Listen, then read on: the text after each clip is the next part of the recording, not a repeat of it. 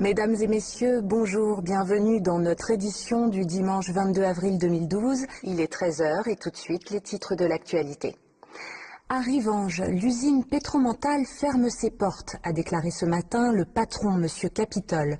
Ce sont 750 salariés licenciés.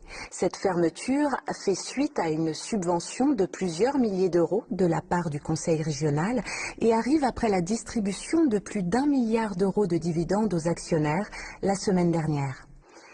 Bolchenheim, les réacteurs de la centrale nucléaire ont à nouveau fui la nuit dernière. Un périmètre de sécurité a été évacué et la population est sous le choc ce matin. Il ne pourrait s'agir que d'un simple incident technique d'après les experts, mais du côté des associations, on est beaucoup plus inquiet. Le gaz qui s'échappe pourrait contenir des milliers de particules cancérigènes. Europe.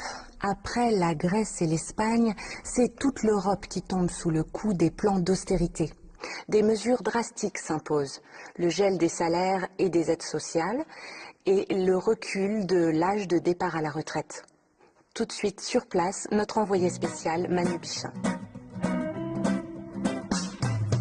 9,3% du PIB, c'est pas si petit mais je vais t'expliquer. Cet argent c'était du salaire. Maintenant c'est du yacht de milliardaires, 120 milliards par an. C'est ce qu'ils nous veulent depuis 20 ans, hold up tranquille et sans danger. On regarde tous la télé, c'est comme dans une corrida. La muleta nous hypnotise, le trou de la sécu nous fait peur, celui des retraites nous tétanise. Attends là, autrement d'un doute, 120 milliards par an depuis 20 ans, ça fait 2400 milliards. Le trou de la sécu c'est 27 milliards, celui des retraites c'est 7 milliards, on serait pas en train de se faire. C'est le manège de l'auteur, le carnaval des beaux parleurs, tout ne peut pas se passer illusion.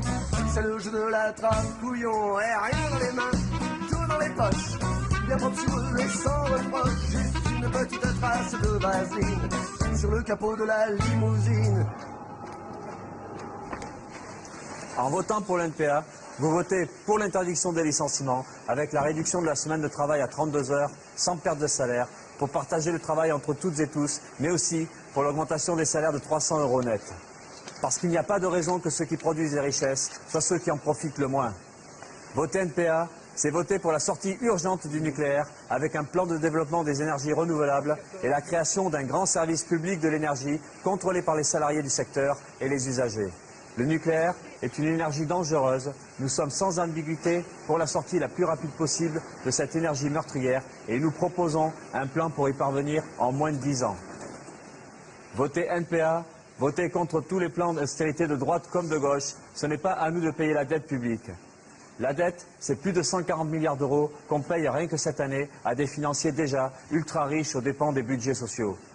Nous vous proposons d'organiser une grande enquête publique sous le contrôle de la population en vue de l'annulation de la dette. C'est aux capitalistes de payer leur crise, pas au peuple. Dimanche 22 avril, votez Poutou, votez NPA.